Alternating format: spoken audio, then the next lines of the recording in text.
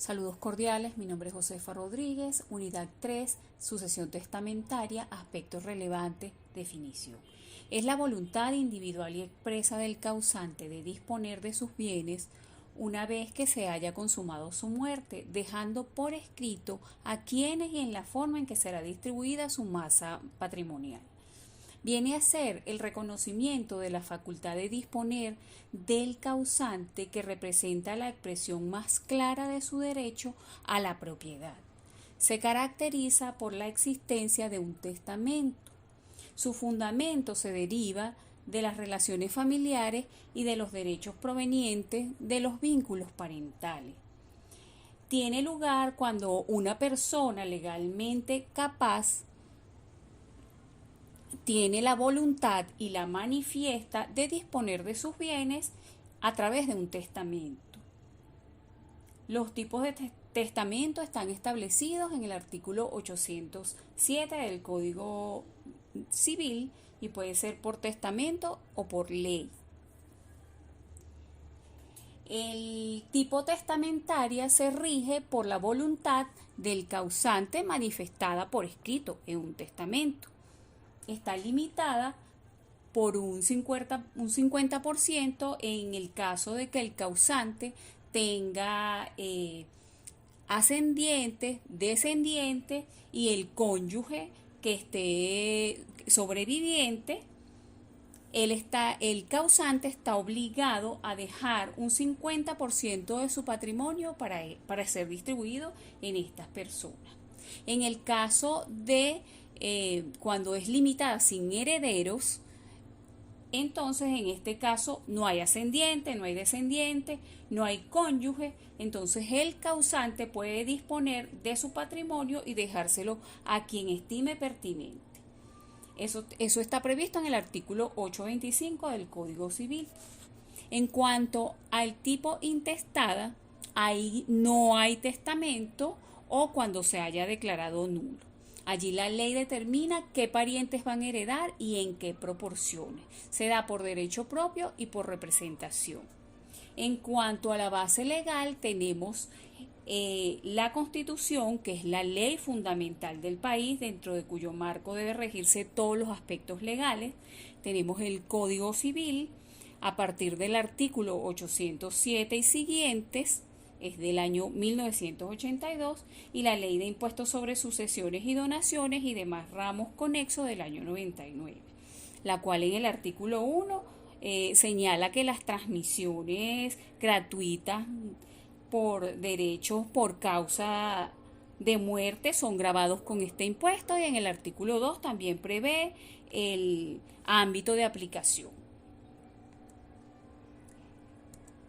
En cuanto a las instituciones involucradas, tenemos a los herederos, se rige por el 895 y 995 del Código Civil, dice que es la persona que adquiere la titularidad de los bienes y obligaciones del causante, que es el titular de todas las relaciones jurídicas que constituyen la universalidad del patrimonio del decuyus, y está fundamentada en el 995. En cuanto a la legítima, el artículo 883 prevé que es una cuota de la herencia que le corresponde a los descendientes, a los ascendientes y al cónyuge sobreviviente que no esté separado legalmente de los bienes, y que el testador no puede someter la legítima a ninguna carga ni condición.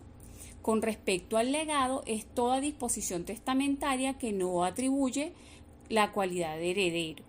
Es una disposición a título particular y constituye una disminución de la herencia y puede estar a cargo de un heredero o de un tercero, y se pueden transmitir tanto un lucro como una carga.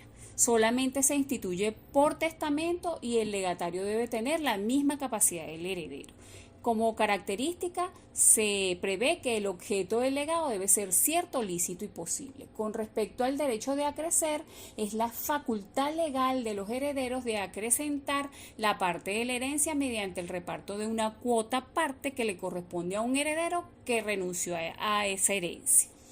El derecho que se ejerce sobre el porcentaje de la herencia que no ha sido aceptada debe repartirse entre el resto de los herederos.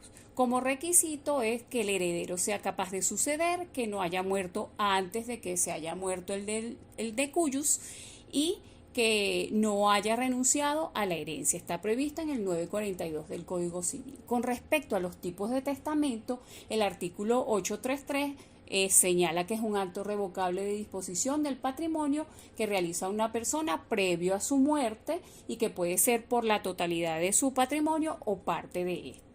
Los tipos ordinarios, especiales y otorgado en país extranjero.